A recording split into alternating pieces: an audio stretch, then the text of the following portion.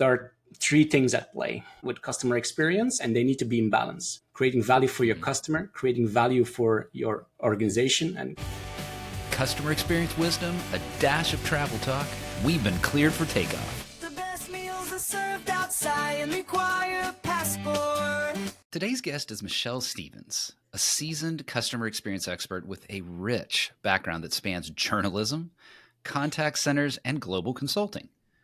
Michel's journey into the world of CX began kind of unexpectedly in a call center, a place he never envisioned himself, but he grew to love. This experience ignited a passion for understanding customer behavior and improving service delivery. With a career that has taken him across Europe, Michel brings a unique perspective on cultural nuances in customer interactions. His approach combines structured processes with a deep understanding of the human behavior, aiming to bridge that gap between strategy and tangible business results. Y'all know how much I love tangible business results. Now, as a consultant, he helps organizations navigate the complexity of CX, ensuring that technology serves the customer, not the other way around. Michel, welcome to CX Passport. Thank you so much, Rick. Thanks for having me. I'm really happy to be here.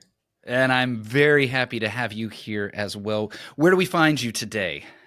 Well, I am just in my home office in Belgium. So Nice. It's a breezy afternoon here, so I'm ready for it.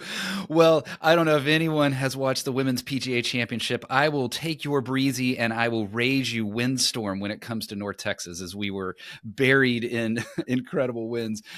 Summers can be quite interesting, can't they? Whether they're Belgium or whether they're North Texas. Michel, you had told me earlier, just like we talked about in the intro there, that you didn't go to school to end up in a call center, but eventually you fell in love with that business. Talk to me about that experience, that journey, and what aspects really captivated you in that space. Yeah, well, that's the story, Rick. I remember that I came home and I told my mom and dad, I said, Mom, Dad, you paid for years of journalism studies. I'm not going to use them right now because I can't really find a job. But you know what? In the meantime, I'm going to work in a call center in the next town over. Right. 3 months, and that's it. And then I'll have a real job. Those were my exact words. I was still young, so don't. I love have a real job. Air quotes for those that are listening and not watching. Yeah. So and then the funny thing was that I gave myself 3 months. I also told to the recruiter, actually, I said, I'm going to work 3 months here and then I'm going to have another job. And so after 3 months, my team leader came back to me and she asked me, so what are you going to do? And I said, I love it. It's one of these magical places where actually on the one hand, you have everything structured, processes, applied mathematics. That's what I call them very often. And on the other hand, you have creativity, you have empathy, you have anything but predictability, and that's very human. And where those two worlds come together, you have a call center, you have a contact center, and I fell in love with that because that duality really speaks to me, and I love it. I still do. That is, I've had a lot of conversations around contact centers, and that right brain, left brain aspect of it, the mathematics that you describe, the empathetic, the human side of it kind of weaves together. I experienced that a little bit when I was in my high school job working at a grocery store. And I know that you had told me about this contact center epiphany that you had while bagging your groceries. So there must be some of that contact centers and grocery stores that bring a lot of epiphanies to place. Tell me about your grocery bagging epiphany and how did it impact your perspective? Yeah, well, that is then I think about 10 years later or something, after I started in contact centers and worked myself through every possible ladder and role. I was, as you say, I was bagging my groceries, and at some point I had paid, so there was this terminal that said, "Okay, payment accepted," and I was still bagging my groceries, but the payment accepted tone was the signal for the cashier to start with the next customer. And I was like, Okay. hold on, I'm still here. I'm still bagging everything. Hold on, give me a breather here. It was that pressure on me as a customer that I felt. And I realized that me as a contact center manager, director at that time, I was also putting that pressure on my employees, and they were putting that on their customers as well. And I was thinking, okay, so it's not a transaction that is important in this life. It is actually something else. It's probably the relationship. But then the question came to be, yeah, how do you do that at scale? Because in Right. the grocery store around the corner, that's easy. I mean, that's probably a man or a woman who knows everybody by name and even knows what the children are doing on the weekends. But how do you do that when you have tens of thousands of customers or even millions of customers? Then it becomes really complicated. And that's what I did in the last 10 years. That's actually, when you were telling that story, that was what I was thinking about. Is it's one thing to, say, hey, cashier, hang on, I need to bag my groceries at whatever pace that you need to bag your groceries. And you're right to compare that to the contact center. That same tension exists in the contact center of efficiency versus humanity, speed of transaction versus working with the customer to make the customer feel needed, valued, and solve their challenges. How have you seen that tension play out and then be successfully handled between, look, we have a business to run and we have customers to serve? I think that is usually the result of a very conscious choice that a company makes. It's a company that has to understand that there are three things at play when playing around with customer experience, because that's what we're talking about. Then they need to realize that there are three forces and they need to be in balance. It's about creating value, right? Creating value for your customer, creating value for your organization, and creating value for your brand. Now, creating value for the customer is something everybody understands from the get-go, right? You need to have a valuable product for your customer. You need to have a valuable relationship that everybody understands. Value for the brand is sometimes something that we do forget when we have our customer experience hat on, because by the end we need to be paid in euros or in dollars and not in smileys, right? And that is 20 years ago, that was totally different, right? There it was, we are paid in euros or in dollars and not in smileys. Screw that, what the customer is thinking, right? So there is this. I'm still just enjoying not paid in smileys. You have come up with the next Bitcoin. No, not Bitcoin. The next blockchain is going to be the smileys. Oh yeah, bring back the 90s, right?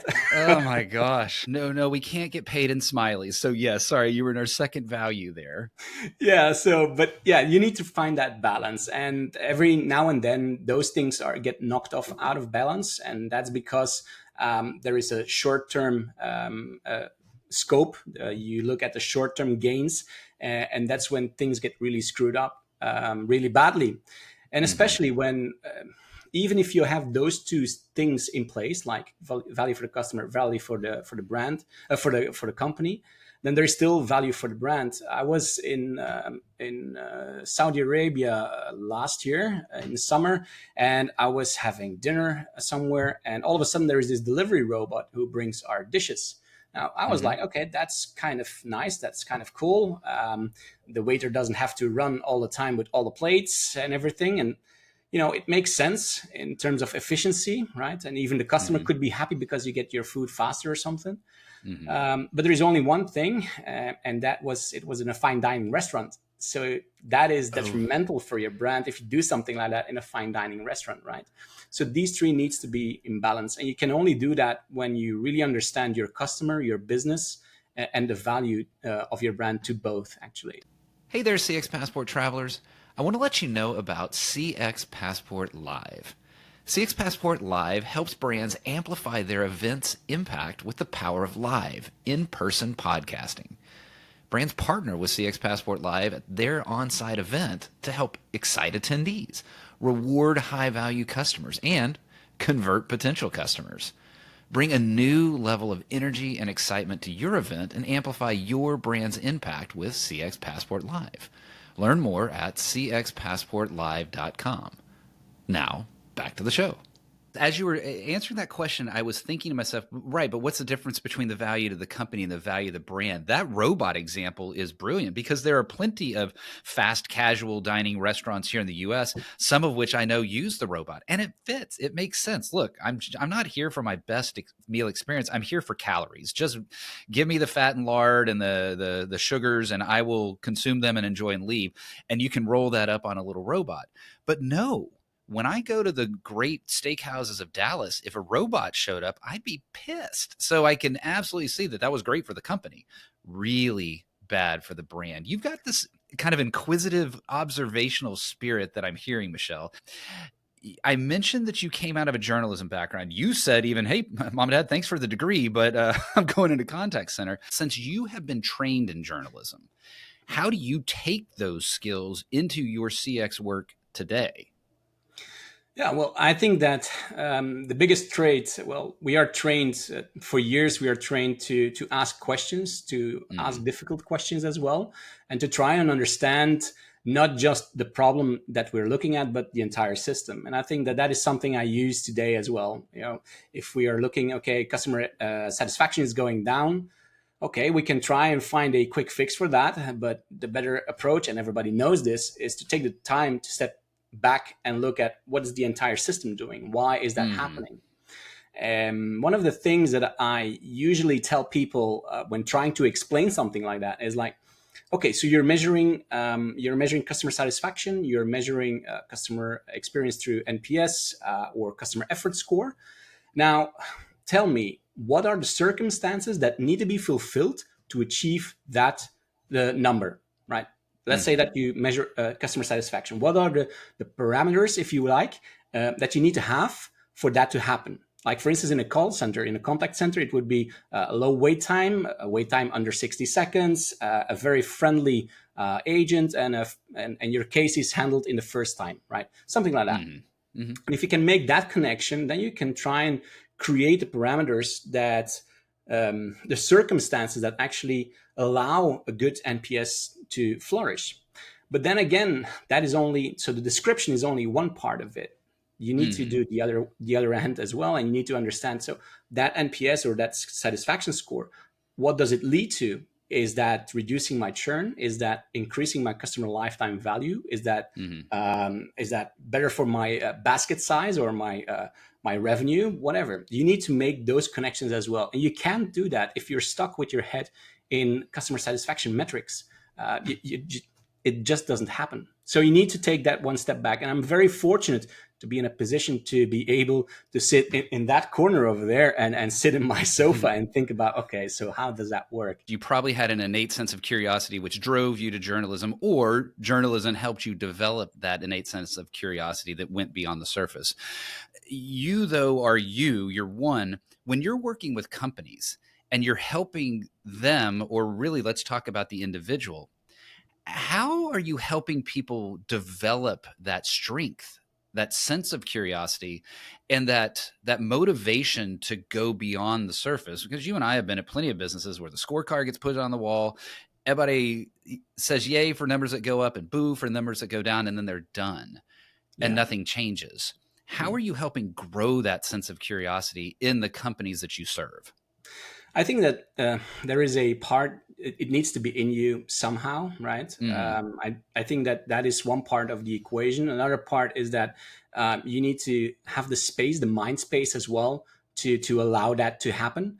In many organizations today, we are rushing from A to B as fast as we can. And the problem is that when you're rushing, you will take the route that you know, because that is the shortest route. So there is headspace is vital in that. And then also getting poked, right? I think that there is somebody who needs to poke you every now and then and say, hey, what do you think? What do you think about this? Or you need some outside influence that changes your thinking. And I think that especially that last one is very difficult today with the algorithms being optimized for our interests that they know of. So, for instance, I'm fighting my LinkedIn feed, for instance, where I think a lot of us are.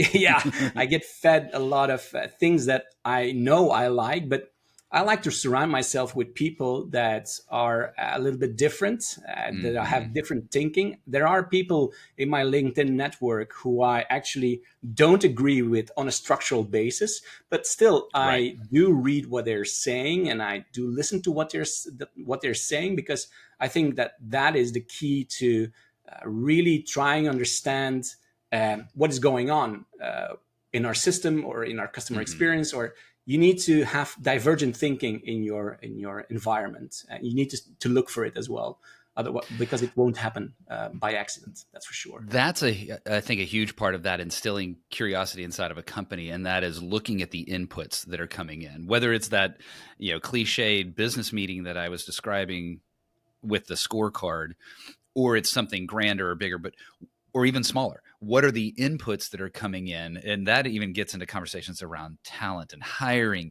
and what does your employee base look like, and how are you getting all those voices in? Probably beyond the scope of this episode, but you've given me a temptation to bring you back to go down that path a little bit. I want to go a different direction here and talk about your European experience. You've gone across many European countries, not just travel, but really working and embedding yourself in these cultures. How have these different cultural experiences influenced how you approach customer experience? Hmm. The European culture is a very important part of my life. I grew up in a Mm-hmm. country where we have three different languages, two Yeah. distinct differently cultures as well. Um, from my mother's side, we're from France. Like from our father's side, we're from England. So basically, yeah, I was born in that multicultural environment anyhow. So Right. Europe, Mm-hmm. 24 countries, 24 cultures at least, and as many languages. And what has struck me is that, yes, there are many differences. I mean, the German preciseness compared to the Italian phlegma, yeah, that is a big delta, of course. That's not the same. But we are all looking for the same thing, and that is we want to have meaningful lives and meaningful business relationships as well. And it's very often it's the human connection that makes everything better, that suits everything. Mm-hmm. Just the other day, I had a business contact over from Denmark, and he was amazed by how we do business in Belgium. For instance, it's much more on the relationship. We always jokingly said, first we go for dinner and then we do business, whereas in some northern countries it's the other way around. First we do business, then we go for Right. dinner. And Right. these are the small things that I learned to appreciate, and it also keeps my mind sharp, right? I'm trying to do things with that as well.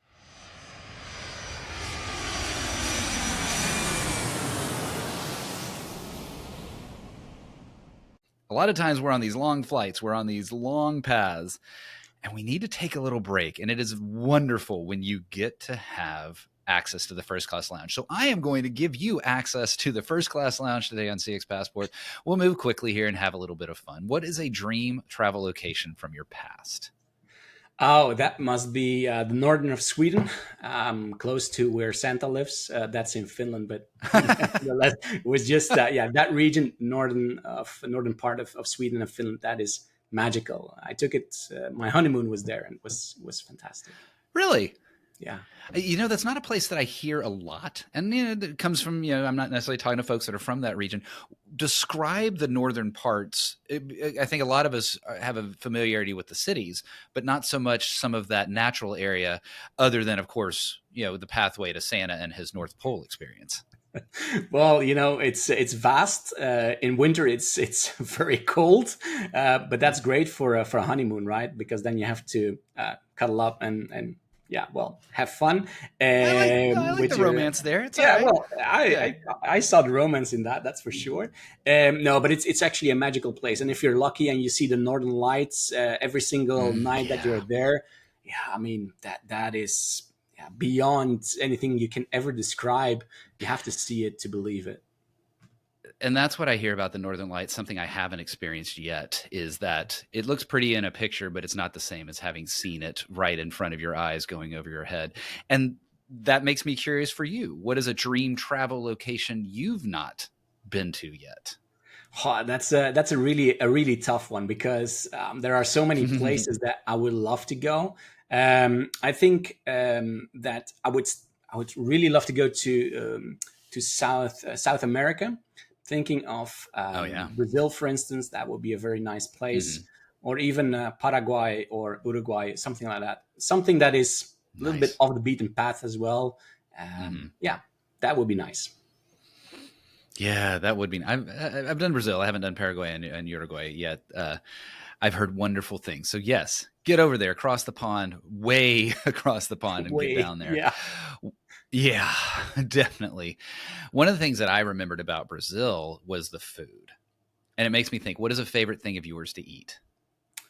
I'm a very simple guy. I love pasta carbonara. Is my absolute Mm, favorite, made in the very traditional Italian way. So yeah, yeah, that is, you have the it's a good straight choice. road to my heart with that dish for sure. Well, everybody, you just got the secret of how to connect with Michelle. It is on pasta carbonara. What about the other way? What is something you were forced to eat growing up that you hated as a kid? Pineapples, I hate it. Really? Yeah, I know I am. Yeah, a unique thing like that, but yeah, I just can't eat pineapples. It is just not for me. Wow. Yeah, Yeah, 200 plus episodes. I do not think I've heard pineapple before. You win. It's hard to get a unique answer then. Oh my gosh, pineapple was always one of my favorite fruits growing up, strawberries and pineapples. And here you are. It's the one that you just resisted. I love the variety that people provide in that answer. I promise I'll get you pasta carbonara and I won't give you pineapple next time you and I great. meet. I was force fed S- some pineapple when I was a child, and still have traumas of that. And it's also probably the reason why I'm in this eternal fight with Pizza Hawaii. Probably that. Yeah, if you eat that, then oh, no, we're done talking now, about it. you and I are aligned there. Give me pineapple, but don't put it on my pizza. I am fine with that. You and I are in the same space. Sadly, we're going to have to leave the first class lounge. What is one travel item, not including your phone and not including your passport, that you will not leave home without? My little notebook. I always have a little notebook that I have with me, with a black pen, by the way. I only write in black pen. Yeah, it's, and especially on those long flights, right? I try to Right. limit screen time as much as I can, because that is really a moment where you can really disconnect. And my Mm. little notebook and my pen, that works like a charm. I can do whatever I can do. I can write, draw diagrams, or just write whatever I'm thinking, and yeah, never leave home without it.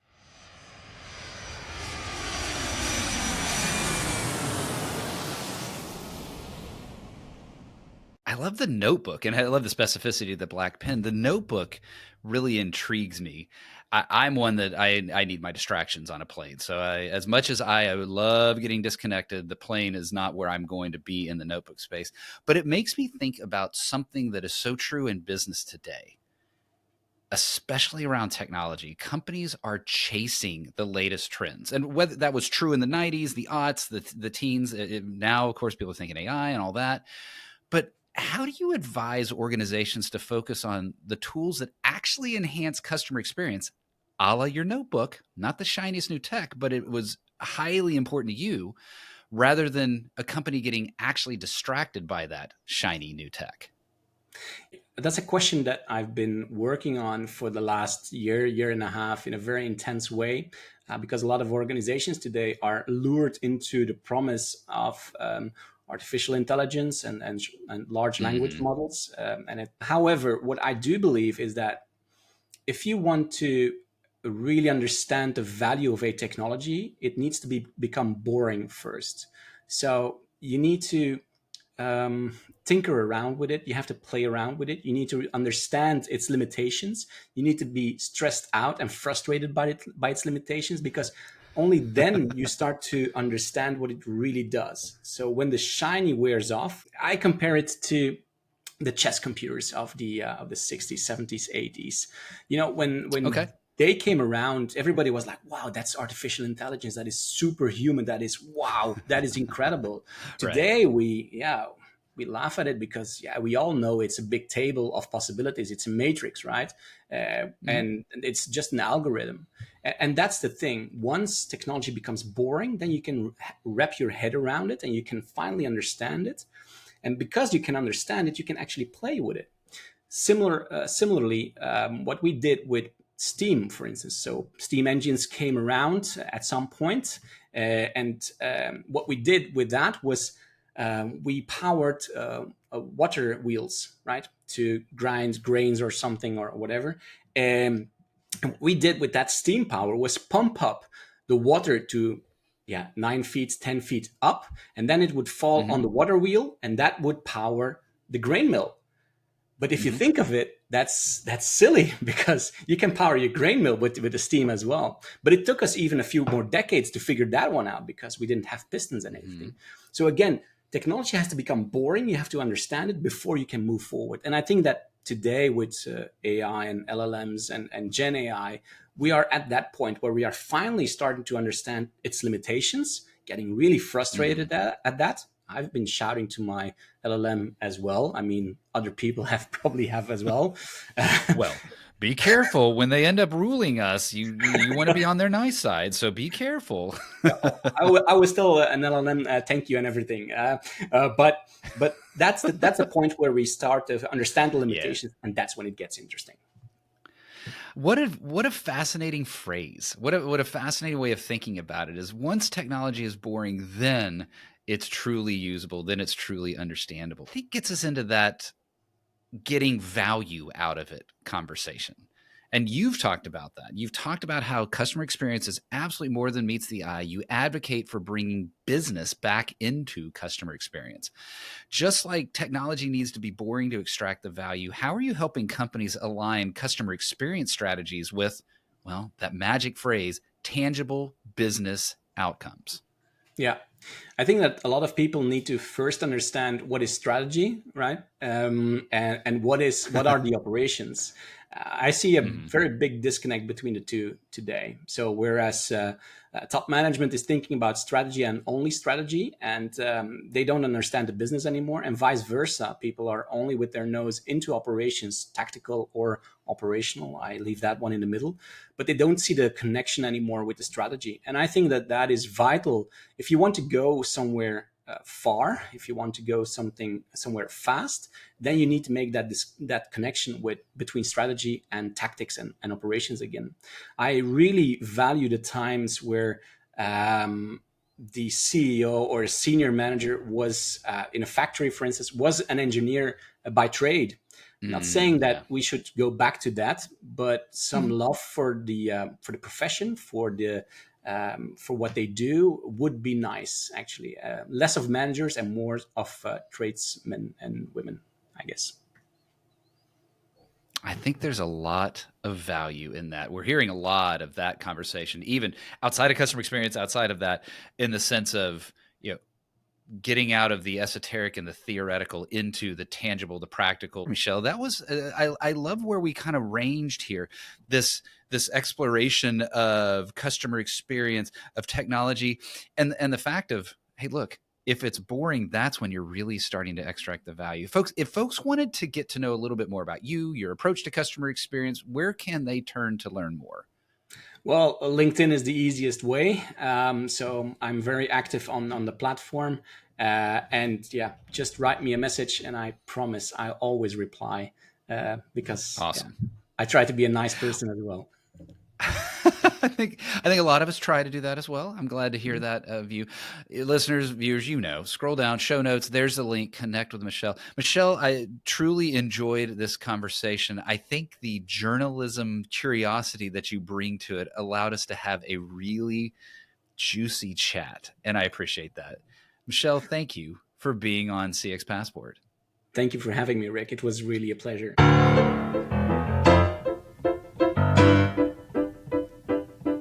Thanks for joining us this week on CX Passport. If you like today's episode, I have 3 quick next steps for you. Click subscribe on the CX Passport YouTube channel or your favorite podcast app. Next, leave a comment below the video or a review in your favorite podcast app so others can find and enjoy CX Passport too. Then head over to cxpassport.com for show notes and resources that can help you create tangible business results by delivering great customer experience.